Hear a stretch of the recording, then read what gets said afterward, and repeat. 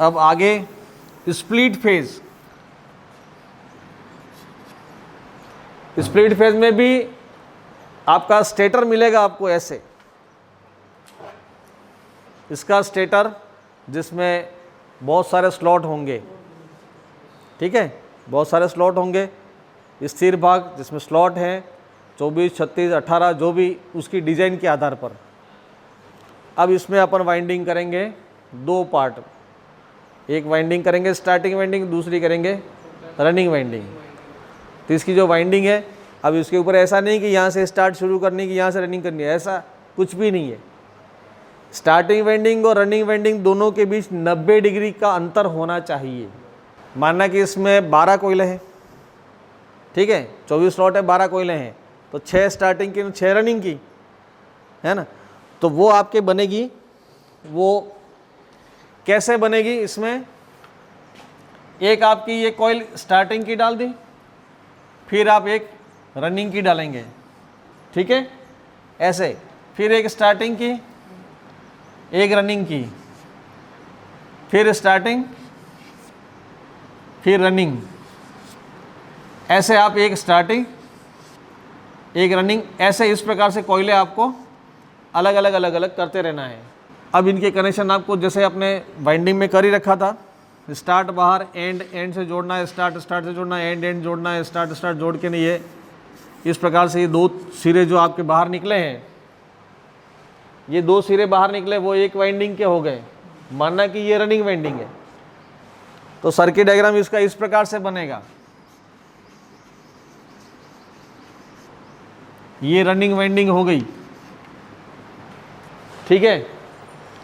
हकीकत में स्टेटर के अंदर ऐसी कोयले बनी हुई है, सर्किट डायग्राम में इस टाइप के बना दिया, ये सभी कोयले मिला के ऐसा, ऐसे ने ऐसे भी प्रैक्टिकली। दूसरी स्टार्टिंग वाइंडिंग का जो सिरा 1 हो गया, ये भी जोड़ दिया आपस में, ये स्टार्टिंग वाइंडिंग 2, ऐसे एक वाइंडिंग ये इस प्रकार से शो कर लिए, ये स्टार्टिंग वाइंडिंग, ऐसे टोटल सिरे आपके मिल गए आपके पास में 4, ठीक है। कनेक्शन कैसे होंगे, इन दोनों को कॉमन करके सप्लाई के साथ न्यूट्रल, ठीक है, और स्टार्टिंग वाइंडिंग के साथ एक सेंट्रीफ्यूगल स्विच रहेगा यहाँ। अब थोड़ा सा यहाँ वर्णन सेंट्रीफ्यूगल स्विच का करना पड़ेगा, थोड़ा वर्णन बताते हैं। और सप्लाई का दूसरा सिरा इसके साथ सेंट्रीफ्यूगल स्विच के साथ और रनिंग वाइंडिंग के साथ जोड़ करके ना, ये आपका हो गया फेज। अब यहाँ एक नई चीज़ आई है आपके, सेंट्रीफ्यूगल स्विच।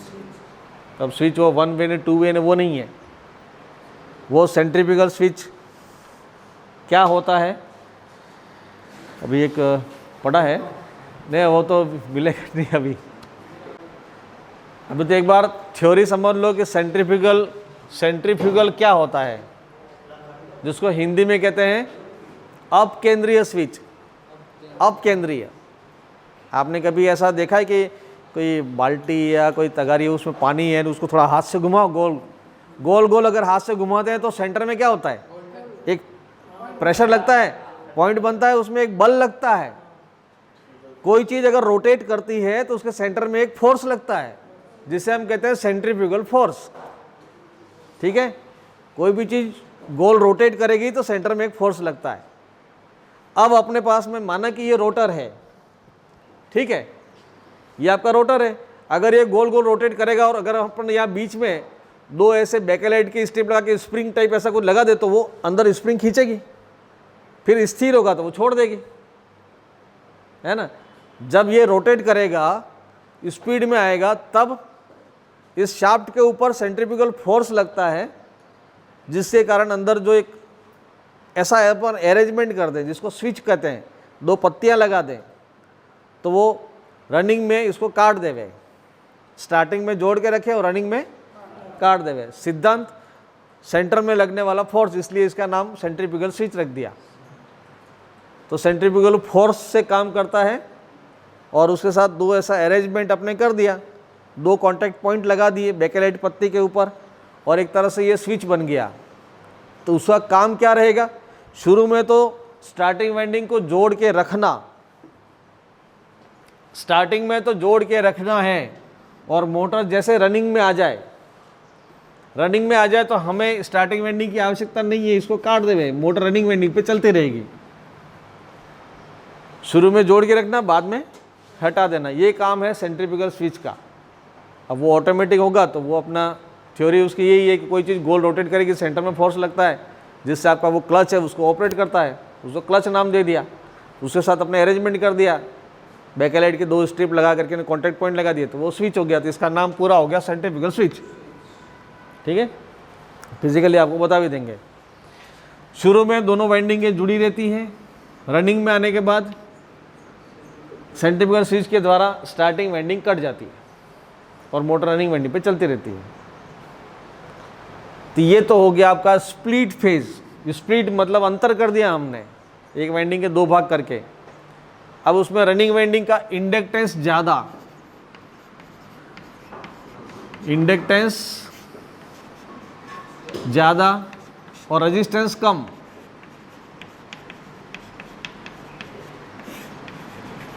ये कब होगा, आप मोटा तार लेंगे कम गेज का, रनिंग वाइंडिंग हमेशा मोटे तार की होती है कम गेज की। जैसे जैसे गेज कम होता है तार की मोटाई बढ़ती है। स्टार्टिंग वाइंडिंग जिसका प्रतिरोध अधिक, रेजिस्टेंस या प्रतिरोध ज़्यादा और इंडक्टेंस कम।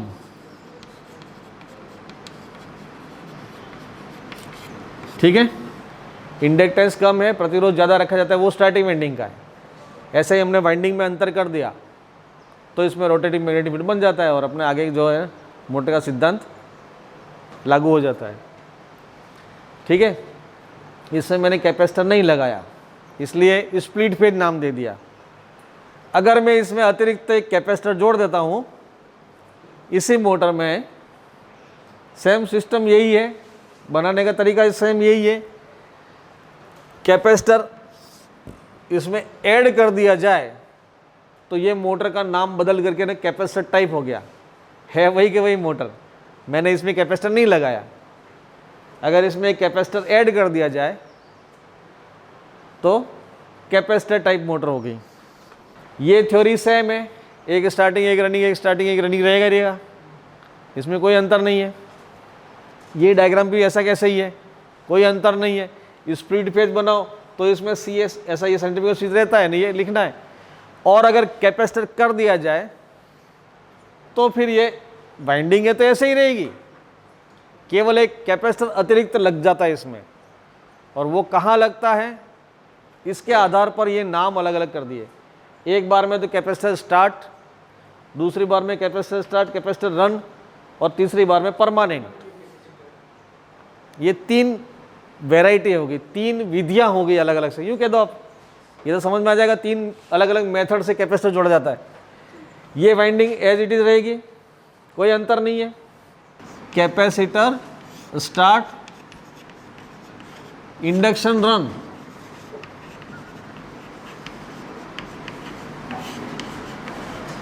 जो पहली वाली मोटर है, capacitor start, induction run motor अगर पहली वाली है तो उसको देखना है तो ये रनिंग वाइंडिंग में भी ऐसे ही रहेगा, स्टार्टिंग वाइंडिंग ऐसे ही रहेगी, लेकिन इसके साथ यहाँ पर एक कैपेसिटर अतिरिक्त जोड़ दिया। अब यहाँ कैपेसिटर की कैपेसिटी पूछोगे तो फिर वो अलग बात है कि मोटर की क्षमता के आधार पर अलग अलग कैपेसिटी होगी। अब कितने माइक्रोफैराड का होना चाहिए, 10 का होना चाहिए, 4 का होना चाहिए, जो भी है वो मोटर की क्षमता के आधार पर। तो हमने अभी इसमें क्या कर दिया, कैपेसिटर जोड़ दिया। कहाँ पर, स्टार्टिंग वाइंडिंग के सीरीज में, स्टार्टिंग वाइंडिंग के सीरीज में कैपेसिटर जोड़ दिया। ये सेंट्रीफ्यूगल स्विच तो है ही है, सेंट्रीफ्यूगल स्विच के बाद सीरीज में कैपेसिटर, उसके बाद फिर स्टार्टिंग वाइंडिंग। इस प्रकार से कनेक्शन कर दिए तो इस मोटर का जो नाम हो गया capacitor start induction run motor. अब ये नाम हो गया, इसका नाम बदल गया। शुरू में ये सेंट्रीफ्यूगल स्विच जुड़ा रहता है, कैपेसिटर जुड़ा रहेगा और स्टार्टिंग वाइंडिंग के साथ मोटर घूमने लग जाएगी। जैसे ही मोटर घूमने लग जाती है सेंट्रीफ्यूगल स्विच यहाँ से कट जाएगा, तो कैपेसिटर भी कट गया, ये वाइंडिंग भी कट गई और मोटर केवल रनिंग वाइंडिंग पे चलती रहती है। ये इंडक्शन रन हो गया, कैपेसिटर स्टार्ट, इंडक्शन रन। ठीक है, खाली एक स्विच लगता है इसमें और एक कैपेसिटर लगता है, तो ये नाम हो गया। क्लियर? अब दूसरी कैपेसिटर स्टार्ट, कैपेसिटर रन। अब यहाँ कैपेसिटर स्टार्ट और इंडक्शन के बजाय यहाँ है कैपेसिटर लगाने का कारण, आपने ऐसी सर्किट पढ़ा है, ऐसी सर्किट पढ़ा ना, एक में सप्लाई जैसे आ रही है मैक्सिमम मिनिमम मैक्सिमम मिनिमम, ऐसे ऐसी सप्लाई आ रही है। ठीक है, इसी आधार पर इसका फ्लक्स भी बन रहा है। चलेगी वो भी, जब आपका मैक्सिमम वोल्टेज था तो मैक्सिमम करंट होगी, मिनिमम है तो मिनिमम करंट होगी, और नेगेटिव में है तो नेगेटिव में मैक्सिमम मिनिमम। इस प्रकार से होता है। एक ग्राफ देखा है आपने, एक ग्राफ ऐसा होता है जैसे वोल्टेज ज़्यादा और कम ऐसे हो रहे हैं, लेकिन जब यहाँ वोल्टेज ज़्यादा होते हैं करंट अपनी यहाँ जीरो से शुरू हो रही है। ये स्थिति कब बनती है? वोल्टेज और करंट का जो ग्राफ है वो अलग अलग चलता है ना, ये लीडिंग चलता है, एक लैगिंग चलता है। वोल्टेज और करंट यहाँ पीछे चल रही है अपनी, फ्लक्स अपना देर से बनता है। अब इसको हमें फ्लक्स पहले पैदा करना है, हमें इसको लीडिंग बनाना है, लीडिंग करना है, मैग्नेट पहले बन जाए। तो क्या करेंगे? कैपेसिटर लगा देंगे, तो उसमें मैग्नेट पहले बन जाएगा। जैसे ही कैपेसिटर लगाया तो इसमें मैग्नेट पहले बन जाएगा, तो इसमें बाद में बनेगा। अंतर बनाने के लिए, और जब दोनों वाइंडिंगों में अंतर होगा, दोनों में फ्लक्स में अंतर होगा, तभी रोटेटिंग मैग्नेटिक फील्ड अपना थ्योरी है वो लागू होती है, तभी तो मोटर में टॉर्क उत्पन्न होता है। नहीं तो मोटर में टॉर्क कैसे उत्पन्न हो? दोनों एक जैसे ही कम ज़्यादा होने वाले, तो फिर तो कोई होगा नहीं। दो वाइंडिंग कर दी, दोनों को पैरेलल जोड़ दिया तो कुछ नहीं होगा, अंतर तो बनाना पड़ेगा। और एक में लीडिंग और एक में लैगिंग चल रहा है, तो इसमें अपने को एक में करंट नीचे चलेगी, दूसरे में करंट जो है आपको ऐसे लानी है, तो कैपेसिटर सीरीज में लगा दिया, एक में लीडिंग करंट एक में लैगिंग करंट करने के लिए, ताकि मैग्नेट में अंतर पड़ जाए और रोटेटिंग मैग्नेट बन जाए। ठीक है, हो गया क्लियर? कैपेसिटर लगाने का उद्देश्य फेज डिस्प्लेसमेंट, मतलब फेजों में अंतर पैदा करने के लिए, ताकि अपना थ्योरी लागू हो जाए। अब ये बात वापस एक टाइप का ये हो गया कैपेसिटर स्टार्ट, कैपेसिटर रन, ये दूसरा नाम दे दिया। अब कैपेसिटर स्टार्ट और कैपेसिटर रन, तो इसमें क्या करते हैं? ये कैपेसिटर तो रहेगा ही रहेगा, और साथ में सेंट्रीफ्यूगल स्विच तो है ही है। एक कैपेसिटर अपन यहाँ से ले करके और एक कैपेसिटर और लगा देंगे जो यहाँ परमानेंट रहेगा। ये सेंट्रीफ्यूगल स्विच के थ्रू एक कैपेसिटर और दूसरा डायरेक्ट एक कैपेसिटर। ठीक है, अब ये कैपेसिटर है आपका स्टार्टिंग कैपेसिटर, स्टार्टिंग, और ये रनिंग कैपेसिटर, रनिंग कैपेसिटर। दो कैपेसिटर लगा दिए, इसलिए इस मोटर का नाम क्या हो गया? कैपेसिटर स्टार्ट और कैपेसिटर रन, दो दो कैपेसिटर। स्टार्ट में भी कैपेसिटर है और रन में भी है। 2-3 हॉर्स पावर की मोटर जो घरेलू आटा चक्की होगी उसमें इस टाइप की मोटर होती है। ठीक है, चक्की की मोटर होगी उसमें कैपेसिटर स्टार्ट और कैपेसिटर रन, दो कैपेसिटर लगते हैं। ठीक है ना, एसी में भी यही लगता है, एयर कंडीशन है उसमें लगेंगे। क्लियर हो गया?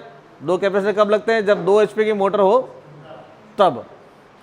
1 हॉर्स पावर से ज़्यादा, 2 हॉर्स पावर की मोटर है तो दो कैपेसिटर लगेंगे, एक स्टार्टिंग में एक रनिंग में।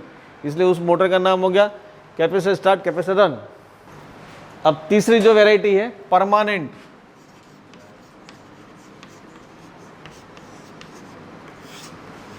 Permanent capacitor.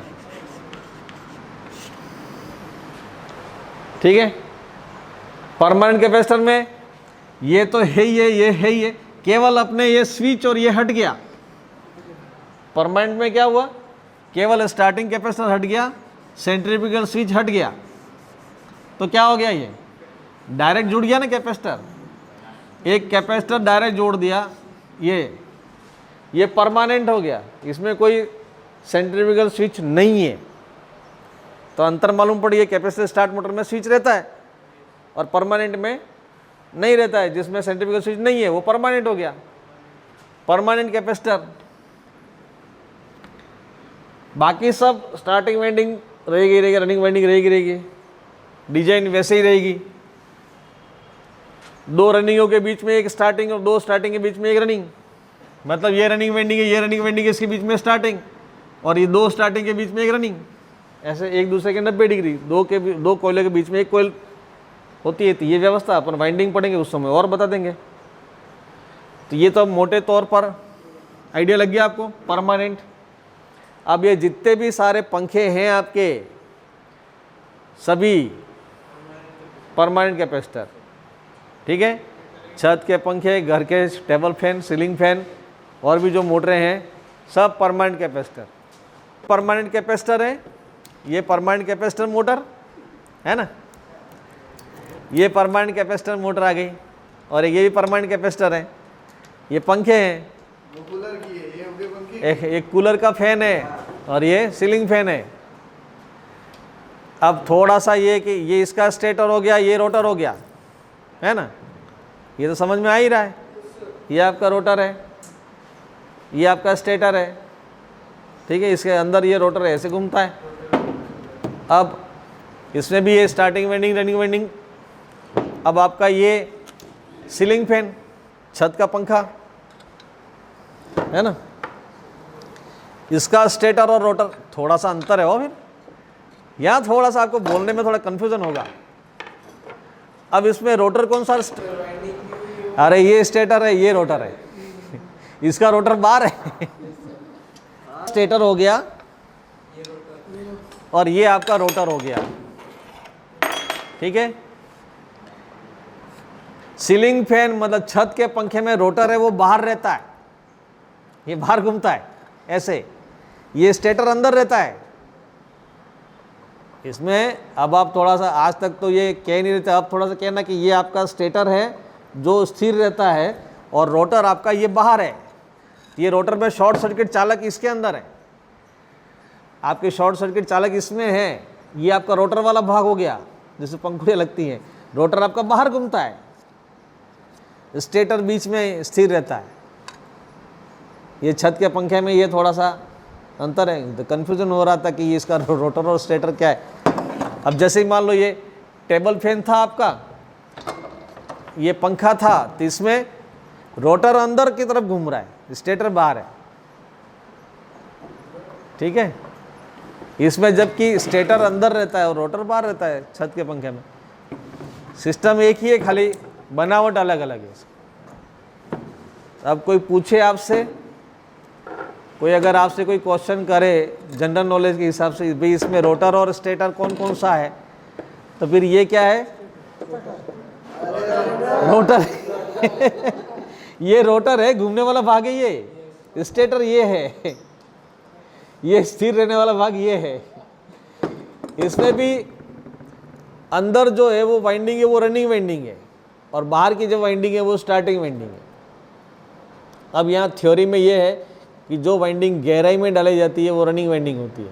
अब ये थ्योरी है, जो गहराई में होती है वो रनिंग वाइंडिंग है, ऊपर होती है वो स्टार्टिंग वाइंडिंग है। तब गहराई थी, इसकी तो गहराई यही रही क्या, और ये ऊपर आ गया, ये स्टेटर हो गया, अब ये रोटर हो गया। ठीक है, ये ध्यान रखना है, कन्फ्यूज़न इसमें हो सकता था इसलिए आपको बता दिया कि जनरली मतलब सीलिंग फैन और टेबल फैन में कन्फ्यूज़न हो जाता है, इसमें रोटर अंदर है, इसका रोटर बाहर है। बाकी तो अभी ये अभी इतना ही, बाकी कल देखते हैं।